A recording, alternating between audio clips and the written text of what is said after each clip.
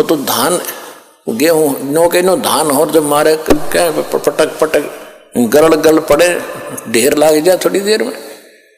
तो वो सतगुरु आज ये दास है उस परमात्मा का भेजा इस कलयुग में, ये याद रख लियो। ये दास इसलिए बार बार रिवाइज कर रहा है कि अपनी महिमा हमने आपको बतानी पड़ी। परमात्मा खुद आए थे, हम ही अलख अला हैं कुतुब गोस और पीर, गरीबदास खालिक दनी हबरा नाम कबीर। ए स्वामी सृष्टा में सृष्टि हमारे तीर, दास गरीब अधर बसों में अवगत सत कबीर। पर ना समझ में आई, जब स्वामी रामानंद जी को परमात्मा ऊपर ले गए, सारी स्थिति दिखाई जब छोड़ा, जब मान गए कि दो ठोर है एक तू भया एक से दो, और गरीबदास हम कारणे आए हो जग मगदो। बोलत रामानंद जी सुनो कबीर करतार, गरीबदास सब रूप में तुम ही बोलनहार। जब भगवान बता रहे थे सबको, कोई नहीं माना, वो भी रामानंद ने इसलिए मारना पड़ा कि आंखों देखाया। तो पुण्यात्माओं, यहां भगवान ने अपनी महिमा बतानी पड़ी, इस दास ने भी अपना बतानी पड़ी कि मैं उस कबीर का दास हूं जो सारी सृष्टि का मालिक है, और वो ज्ञान और सतगुरु आज ये दास ही है।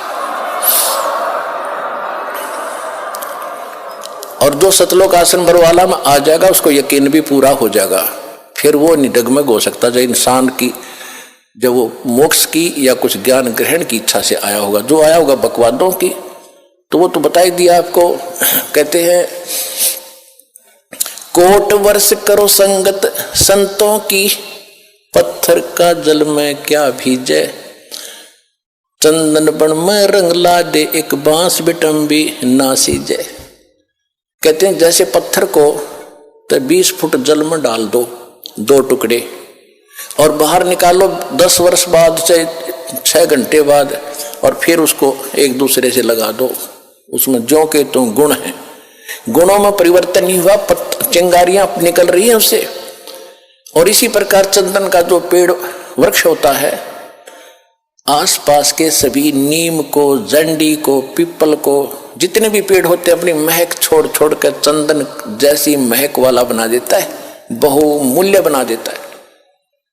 लेकिन एक बांस होता, बांस जिसकी लाठी बने मच्छरदानी बने, इसका असर नहीं होता, चाहे उस चंदन के वृक्ष के साथ में उग जा, उसमें वो ग्रहण करने का गुण ही नहीं है। तो जो यहां आएंगे कुछ जिज्ञासा लेकर के, मोक्ष आधार मान करके, उनका तो लाभ होगा ही होगा। उनको तो समझ में आ ही जाएगा कि विश्व में आज कोई गुरु नहीं है, इस दास के अतिरिक्त सतगुरु भी नहीं है।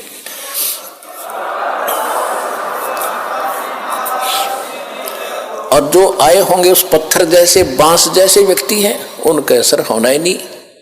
वो तो वही फिर कबाड़ में वे क्या करें, कि तो किले में चढ़े जाया करें, पत्थर और काम के आएंगे।